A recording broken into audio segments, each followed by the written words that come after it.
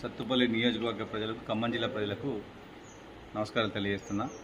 ఈరోజు తెలంగాణ బీఆర్ఎస్ నాయకుడు కేటీఆర్ సత్తుపల్లిలో వస్తూ ఉన్నారు. వచ్చే ముందు నాకు సారి చెప్పి రావాలని కోరుతా ఉన్నాను.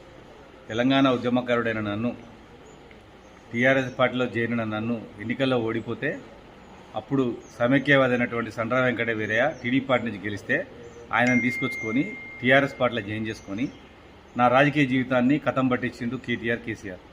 మళ్ళీ ఇవాళ ఏం ముఖం పెట్టుకొని ఏం చేసిండని తెలంగాణకు ఇవాళ సత్తుపల్లికి వస్తుండు. సత్తుపల్లిని సింగరేణిని పట్టించుకుంటా. అసలు సత్తుపల్లి ప్రజలంటే ఈయనకి ఇష్టమేనా? ఆంధ్ర భాష ఉంటుందని, ఆంధ్ర యాక్సెంట్లో మాట్లాడతారని ఖమ్మం జిల్లా వాళ్ళని, సత్తుపల్లి వాళ్ళని దూరం చేసుకుంటూ కేటీఆర్ ఇవాళ మళ్ళీ ఆ పార్టీని మళ్ళీ బతికేయడం కోసం ఇవాళ మళ్ళీ సత్తుపల్లి వస్తున్నాడు.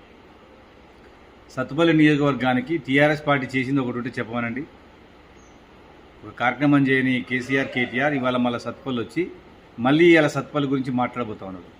ఈ దుర్మార్గమైనటువంటి పని. దయచేసి కేటీఆర్, నువ్వు అంటా ఉన్నావు కదా, మేము తప్పులు చేసినాం, తప్పులు జరిగినాయని. మీరు క్షమించరా అని తప్పు చేసిండ్రు. మీరు మళ్ళీ రెక్టిఫై చేసుకున్నటువంటి తప్పులు, పిడమర్తి రవి లాంటి ఉద్యమకారుడికి అన్యాయం చేసి మీరు ఒక సమైక్యవాదిని తీసుకొచ్చుకొని ఇవాళ టీఆర్ఎస్ పార్టీని బీఆర్ఎస్ పార్టీ చేసి మీ ఆత్మని మీరే చంపుకున్నారు. కాబట్టి తెలంగాణలో మీకు స్థానం లేదు. మీరు ఎంత కొట్లాడినా ప్రజలు మిమ్మల్ని దీవించరు. మీకు 10 సంవత్సరాల అవకాశం ఇస్తే అరాచకం చేశారు తెలంగాణ రాష్ట్రంలో. కోట్లాది రూపాయలని ప్రాజెక్టుల పేరు మీద నువ్వు నీ కుటుంబం దోసుకున్నారు. అటువంటి వాళ్లకు మళ్ళీ తెలంగాణలో స్థానం ఉండదు.